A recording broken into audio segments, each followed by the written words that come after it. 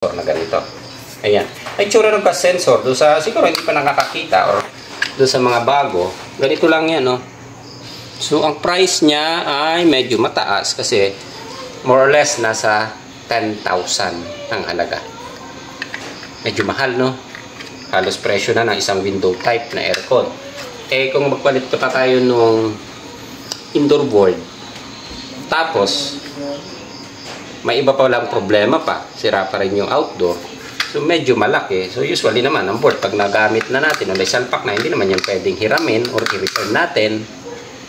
So talagang magagastusan. Kaya isi-share ko lang ng konti para lang medyo mabawasan yung agam-agam nyo sa pag-check ng ganito. Ito naman, ang purpose ditong gagawin ko is para naman ma-check natin yung outdoor kung magra-run ng dire-diretso. Okay. So may mapapansin kayo, mayroon kami pang actual na board na hawak. Ito, yung gagamitin ko. And i-compare nyo, doon, focus mo to.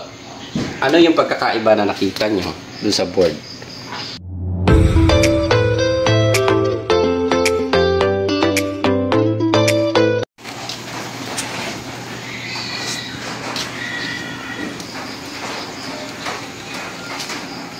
Okay, good day.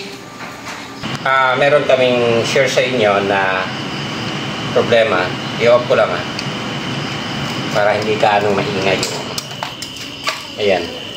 So, problema nito, actually, hindi namin talaga siya direktang ma-determine kasi yung display board niya iba.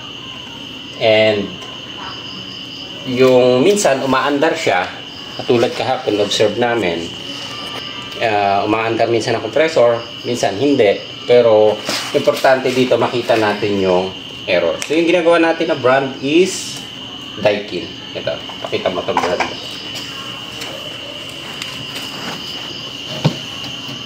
Ayan. So Daikin yan na actually 5TR to. Okay, 5 tonner to. Floor mounted. So hindi natin makita ang error. So hindi natin ma-determine ngayon kung ang trouble ba is yung outdoor o nasa indoor. So, meron kaming ginagamit na display board kasi ang display board na ginamit niya o yung control board is iba, ganito. So, wala rin tayong remote na magamit pa kaya hindi natin mapalabas ang error. So, gagawin natin ngayon, ito share na rin natin, yung ganitong display board. Medyo mahal nga lang yung ganitong display board din. Siyempre, may presyo pagka mga ganitong unit. Kalasin ko lang. Ayan. So, kanina, sobrang lakas ng ulan. Hindi rin tayo nakapagtrabaho. So, dito lang tayo sa bodega tumambay. Kalasin ko lang.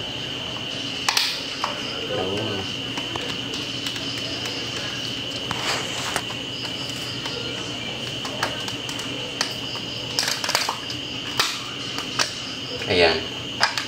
So, ang gagawin natin, ililipat ko lang itong display board na ito dito sa nakakabit na display board niya para makita natin kung ano yung error natin ng Pipoy. Ayan. So, ganito yung display board niya. Ayan.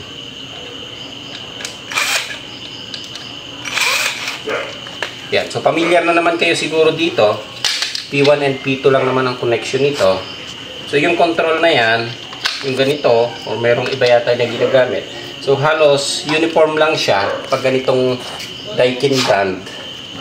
So, halos iisa lang siya. P1, tingnan muna natin kung ano ng P1 dito. Yung P1 is black. Okay. Black. Yung P2 ay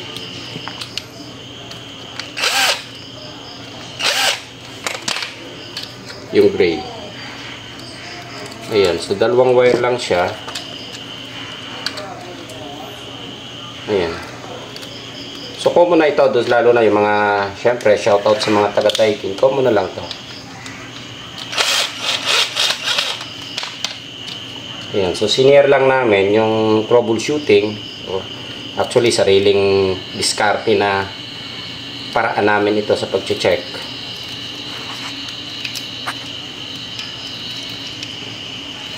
Kakabit ko lang ng maayos.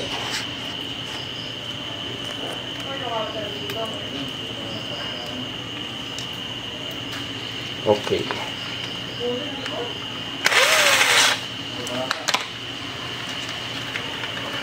P1, double check lang natin. Okay. So, okay na. Bumubuhos na ng yata ulan, no? Yun lang, umulan. So, waiting lang tayo. Magki-initial pa kasi siya. Usually, para mga 3 minutes bago natin may on. So, makikita nyo doon sa display is, ayan. Ayan kung mababasa, no? So, may initial pa siya. Hindi pa siya kagad aandar. Ayan. So, standby muna tayo. Yun, mandar yung pan niya. Titingnan, makikita naman natin dito kung ano yung history niya and ano yung error na nadidetect niya talaga.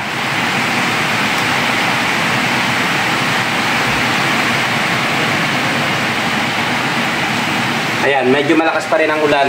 Gabi na, no? Malakas pa rin ang ulan. Actually, 9 o'clock na ng gabi. Siningit lang namin ito na gawin. Ayan, pag lumabas yung display dito, pwede na natin i-on yung power.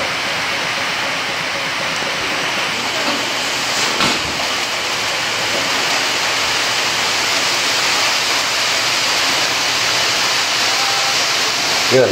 Ito na, lumabas na. Almost 3 minutes ito bago lumabas yan. So, naka-on na siya. On natin. Ayan. On.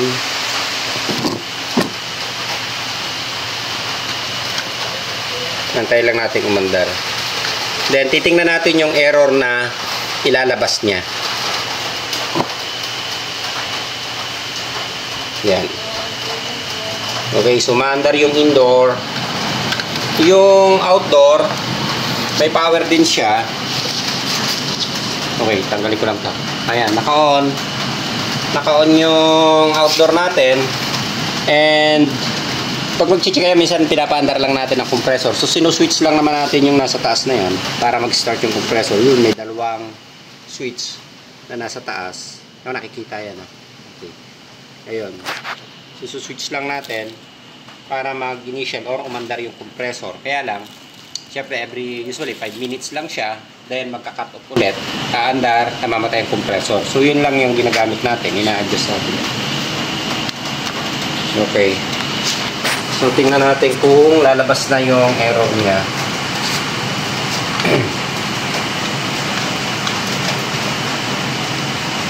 So hindi ako expert sa Daikin. Marunong lang kami. So yung pamamaraan namin siguro minsan taliwas doon sa idea ng mismong dumadaan sa seminar ni Daikin. Ayun. So lumabas na yung error niya. Tingnan nga natin yung lakay kung mapapakita. Ayan. Nag-appear na doon sa pinakababa ng display natin. Ayaw mag-focus eh. Ah, okay. Tingnan mo kung makikita natin. Pag nilapit. Yan. Yung sa baba, ito, may lumalabas siya na error. Error code. Yun. So, pag lumabas na yan, i-press lang natin yung menu. Ito, yung button na nandito sa gilid na to. Malabo po. Malabo. Ayaw mag-focus. Yun, nabasa na. Mag-focus na.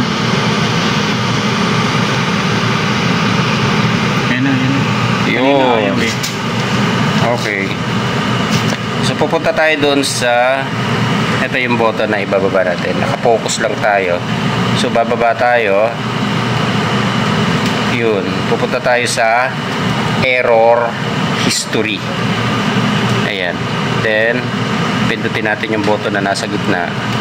Ayan, ayan. PC error history.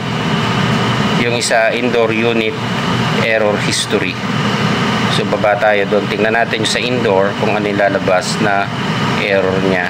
Then press ulit yung nasa gitna. Yan. Tingnan natin kung ano yun. A0-11.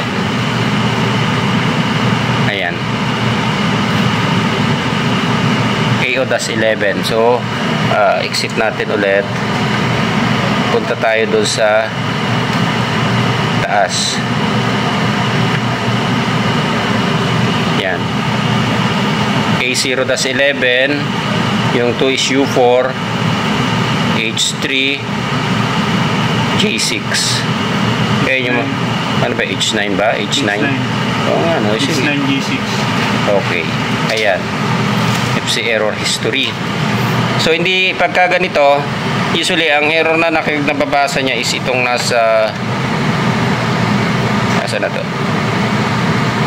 Yan. A0-11. Nasa indoor ang problema natin. So, ito yung na-detect na error niya. Ayan. So, ang compressor, may time minsan kasi ma-under to eh.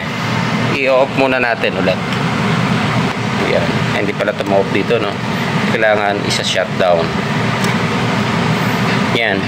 So, ang gagawin lang natin para mapalabas natin yan, yung iba, doon sa hindi pa nakakaalam, ha?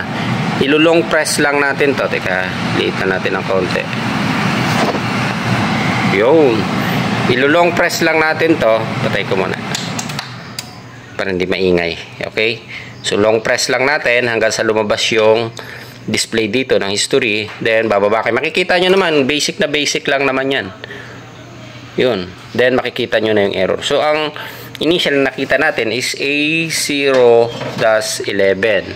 So, sa ganitong unit, ayan. So, floor-mounted type siya na Daikin. Okay? So, ang error, usually, ang problema na yung gas sensor. So, ito yung isang malaking problema kasi pagka may problema ang gas sensor, tulad nito, ito yan. So, nakita ko na, actually, binuksan ko na. Makikita niyo may part na corrosion.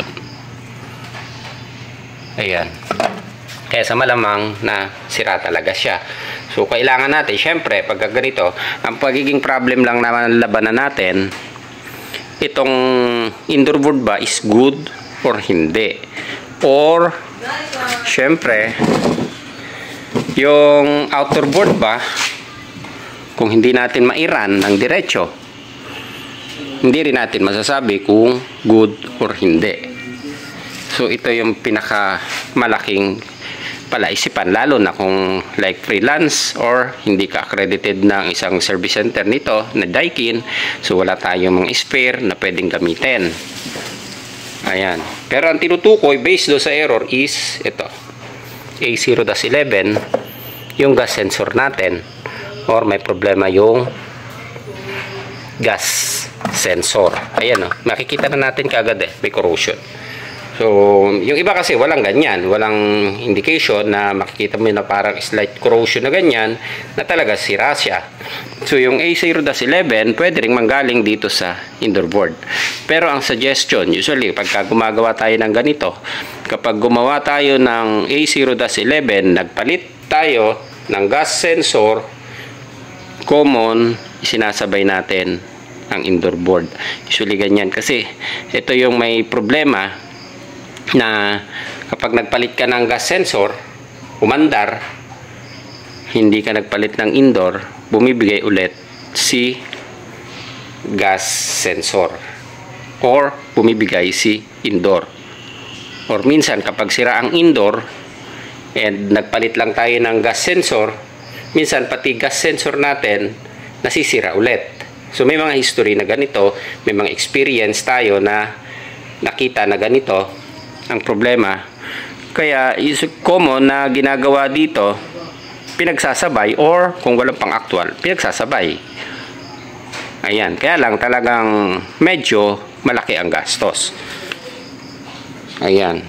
So meron kaming isang ginagawa na ewan ko kung alam nung iba yung mga ganitong problema. Ayan, bibigay ko lang kay Lakay yung camera natin. Oh, Lakay. Sige, tuloy-tuloy yan. Naka-play, di ba? Okay. So, ito yung isa na si-share ko lang naman. Ito based lang sa experience din namin. Hindi ito, actually, hindi siya advisable talaga. Kasi, iba naman. So, ito naman, hindi na siya warranty or out warranty na unit. So, willing na gastusan or Depende kung gagastusan pa kasi medyo mahal kasi may value and medyo mahal kung magpapalit tayo nito. Gas sensor na ganito. Ayan. Ay tsura ng gas sensor doon sa siguro hindi pa nakakakita or doon sa mga bago. Ganito lang yan, no? So, ang price niya ay medyo mataas kasi more or less nasa 10,000 ang halaga. Medyo mahal, no? Halos presyo na ng isang window type na aircon. Eh, kung magpalit pa tayo nung indoor board, tapos, may iba pa lang problema pa. Sira pa rin yung outdoor. So, medyo malaki. So, usually naman, ang board, pag nagamit na natin, may salpak na, hindi naman yung pwedeng hiramin or i-return natin. So, talagang magagastusan. Kaya, isi-share ko lang ng konti para lang medyo mabawasan yung agam-agam nyo sa pag-check ng ganito. Ito naman, ang purpose nitong gagawin ko is para naman ma-check natin yung outdoor kung magra-run ng dire-diretso. Okay. So, may mapapansin kayo, mayroon kami pang-actual na board na hawak. Ito, yung gagamitin ko. And, i-compare nyo doon. Focus mo to. Ano yung pagkakaiba na nakita nyo dun sa board? Okay. Teka, bababa ko na lang para mas maganda, ha? Ayan. Tanggal ba? Okay. Kakalasin natin. Kalas.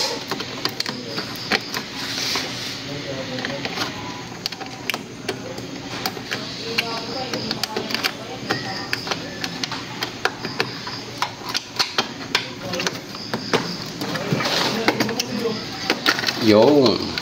Okay. Ito na yung board. Okay? Ito yung kinalas natin. Ito yung i-actual natin na ginagamit ang pang-actual. So, ano yung napansin nyo na magpagkakaiba? Halos parehas, no? Pero ibang modelo yan. Okay? So, itong gagamitin kong isa, ito, board na ito, wala yung saksakan dito. Nakita niya? Napansin niya? Itong isa, meron. Ito. Okay. So, itong connection na ito, ito yung, dito, angat ka. Connection ng gas sensor. Ito yan eh. Ito yung gas sensor. Bunutin na nga natin. Ayan. Ito yung gas sensor. Dito yung nakakabit. Yun. So, tinanggal na natin. Ito na may kakabit na board natin, ibang modelo, wala yung connection ng gas sensor. So, papapaandar natin yun si auto. Why? Tataka kayo, iba eh, no? So, itong board na ito, ginamit ni ceiling suspended. Ang ceiling suspended, hindi gumamit ng gas sensor. Etong floor mounted, hindi ko alam kung bakit gumamit siya ng gas sensor. Okay? So, isasalpak natin ngayon. Tingnan natin kung uubra.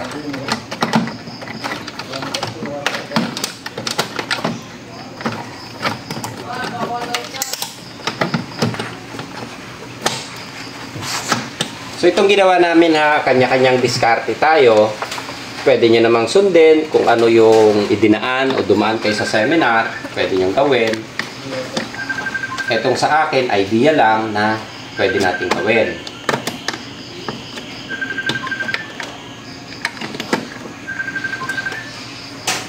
Okay.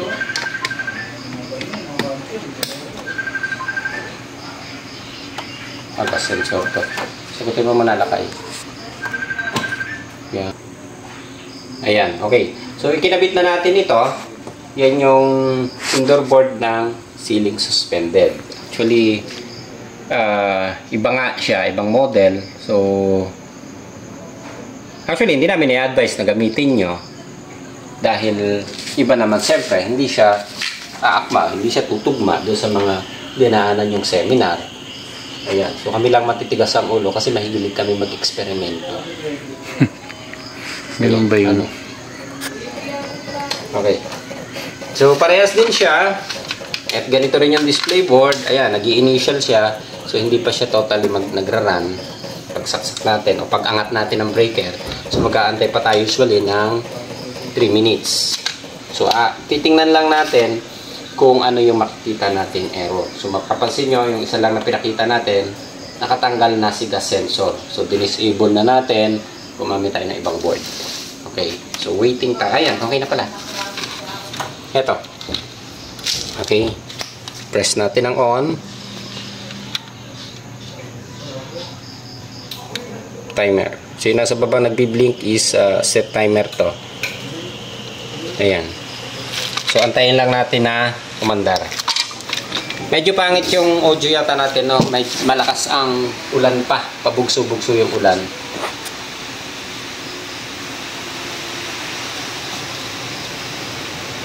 Ayan. Actually, mandar na siya. Susunod na to.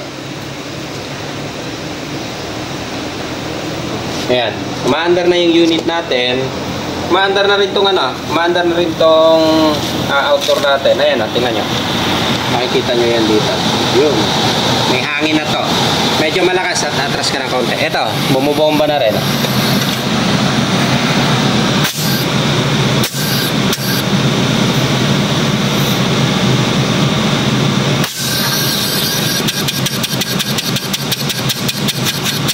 Yan, okay na. Sa outdoor, wala siyang nilalabas na error. Umaandar ang compressor natin ng diretso. Ayan. Tuloy-tuloy yan. So, babalikan lang ulit natin. Medyo pangit yata ang audio, no? Dahil doon sa lakas ng fan. Ayan. Medyo lalayo tayo ng konti kasi mahangin. Eto, sundan nyo lang ulit ako. Ipipress ko lang to.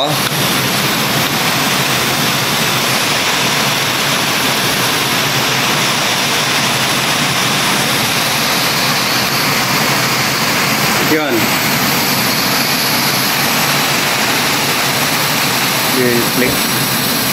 Nagre-reflect. Kita. Ayan. So, bababa lang natin. Pupunta tayo dun sa error history. Tapos, enter natin.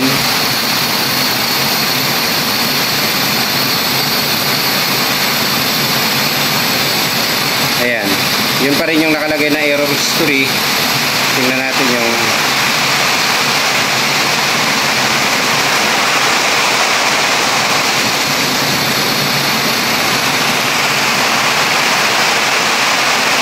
okay.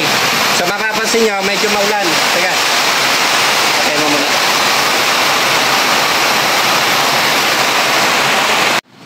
Ayan. So medyo nag-stop ako kanina dahil sobrang lakas ng ulan. Hindi tayo magkarinigan. Ayan. So yung error, hindi yata natin gaano ma-focus. Ang lumabas sa kanya, indoor error ngayon is CE04. So history na lang siya. Wala siya. Actually, wala na siyang inilalabas na error. Ito na lang yung history. Okay, so balik ulit tayo doon sa menu. Yung kabilang history. Ito yung dating error niya, A0-11, U4, H9 at saka J6. Ayan. So exit na lang ulit natin. Usually lumalabas dito, nag-a-appear sa baba yung pinaka-error niya. Tanggalin lang natin 'to. Timer. Ayan. So tuloy-tuloy siya. Hanggang ngayon, tuloy-tuloy siya. Yan. Umaandar yung ating indoor, umaandar yung ating outdoor. Naka-fan mode pala tayo. Ayan. Okay, so ini-off ko muna para hindi tayo sumabay dun sa ulan. Ayan. Stop muna natin para medyo magkarinigan tayo. Ayan. So ito, actually hindi ko sasabihin advisable kasi magkaiba yung idea namin siguro nung mga taga Daikin at saka itong ginawa namin. So sasabihin ko na agad hindi advisable para sa kanila. Pero kung gagamitin yung pang-testing, pwede siguro kung pang-personal o pang-matagalan kasi naka-design talaga siya na mayroong gas sensor. So hindi naman natin pwedeng baguhin. So ginamit ko lang itong board na to para matesting natin yung outdoor.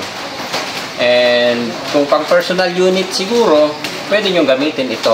Actually galing sa semi-suspended ito na 5-tonner din yung pinanti-testing namin. Hindi siya gumamit ng gas sensor. Ito gumamit ng gas sensor. So hindi natin ma-initial or hindi natin ma-find this kung defective yung outdoor. ito yung tinatawag nating pangsamantagalan, pwedeng gamitin. Ano? So, ayun.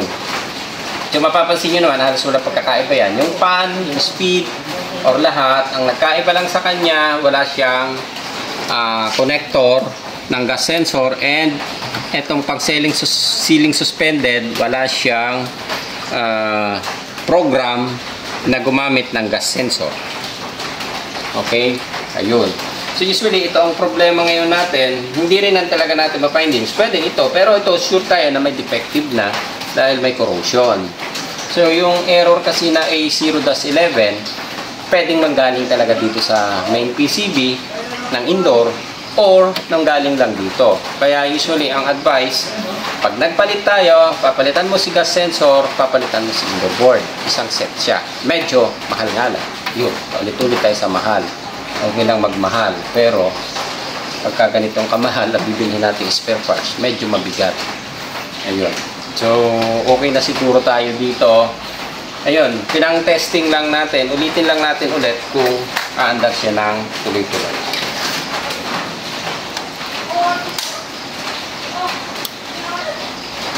Ayan.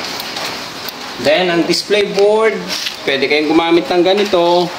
Actually, ito rin yun eh, oh. Dito rin yung nakalagay. Pasok yan dito. Pero, ewan ko ba't iba yung pagkakadesign nito. Ito yung ginamit niya na display board. Ayan. So, antayin lang natin umandar ulit. Ipapaandarin ko lang yung outdoor.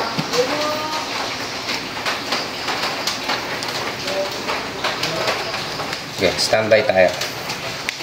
Yung pang ceiling suspended, pwede natin paandarin sa floor mounted. Pero yung floor mounted na hindi ka rin maglalagay ng gas sensor, hindi mo siya pwedeng gamitin sa ceiling suspended. Pwede mo siyang paandarin o gamitin kung gagamit ka rin ng gas sensor. Okay? Baka mamaya, yung pang floor naman ang gamitin nyo sa... Kasi meron kami na experience nito sa Batangas na ginawa namin. Actually, parang freelance, napadalhan sila ng board na ang board pala ay pang floor mounted pero yung ginagamit nila ay ceiling suspended. So hindi nila mapaandar, yung board hindi rin nila maibalik kasi yung na-order nilang board ay mali. Pang floor mounted, hindi siya pang ceiling suspended. Okay? Pero yung ceiling suspended na board, sa amin ginagamit namin na pang floor mounted para hindi na tayo gumagamit ng gas sensor. Ayos.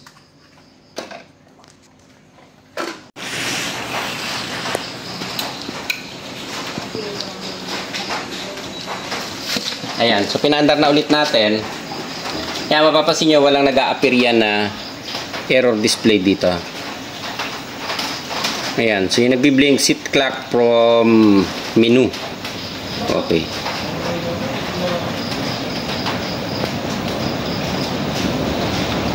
-22°, 23. Ayan, so maandar na ulit. Medyo paputol-putol yung video natin. Hindi natin siguro pag may oras tayo, magawa natin ng maayos na video. Nakikipaghabulan kasi tayo doon sa ulan dahil maingay sa bodega. Ayan, tuloy-tuloy maandar to.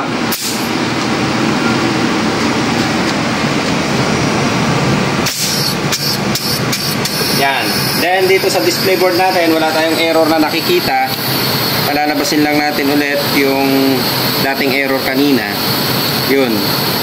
Okay, pupunta lang tayo doon sa error history, press yung gitna. Then indoor unit error history, press. Okay. Ayan. So wala yung A0-11. So ito error yan nung dating unit na pinante-testing natin. Ayan. Okay. So ayan, tuloy-tuloy yung andar.